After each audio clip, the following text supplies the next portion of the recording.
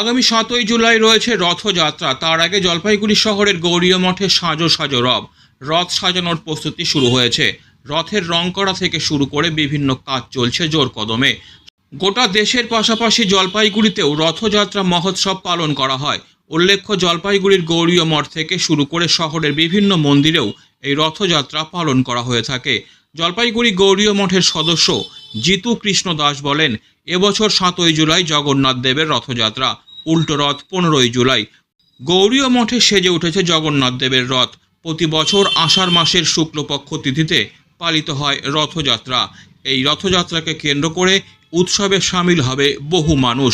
তিনি আরও বলেন, রথযাত্রার দিন জলপাইগুড়ি গৌরীয় মঠে অত্যন্ত নিয়ম নিষ্ঠার সঙ্গে জগন্নাথ দেবের পূজা অর্চনার পাশাপাশি ভক্তদের মধ্যে প্রসাদ বিলি করা হবে।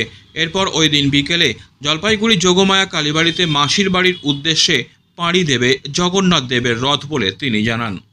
এই জগন্নাথ দেবের রথযাত্রা ৭ই জুলাই, জগন্নাথ দেবের রথযাত্রা এই রবিবার। আর 15ই জুলাই জগন্নাথ দেবের উল্টা রথ হয়। লাখ লাখ লোক হয়, ওদের খুব আনন্দ হয়। আমাদের দুর্গা মঠের রথ হয় মাসির বাড়িতে, ওখানে উল্টা রথ রাখা হয় ওখানে। তারপর 8 দিন পরে এখানে নিয়ে আসা হয়। ইয়া কি রথের মেইন যে পুজো প্রস্তুতি, মানে সেটা কিভাবে হয় যদি একটু বলেন, নিয়ম নিষ্ঠাটা? এখান থেকে রথটা যায় 4টার সময় বিকেল। বিকেল 4টার সময় আপনি রথটা চলে যায় সেই আপনার সারা জলপাইগুড়ি পরিক্রমা করে যোগমা কালীবাড়িতে ওখানে থাকে। বলছি পুজোর নিয়ম নিষ্ঠাটা যদি বলেন। পুজোর নিয়ম নিষ্ঠা দুপুরে ভোগ আরতি হয়, এবং প্রসাদ বিতরণ হয়, বুঝলেন। ওই জগন্নাথ দেবের যখন ওখানে রথ চলে যাবে এখান থেকে আমাদের জগন্নাথ ওই আমাদের যোগমা কালীবাড়ি, তখন এখান থেকে মাসির বাড়িতে খিচুড়ি রান্না করে নিয়ে যাওয়া হয়, ওখানে ভক্তগণকে প্রসাদ দেওয়া হয়।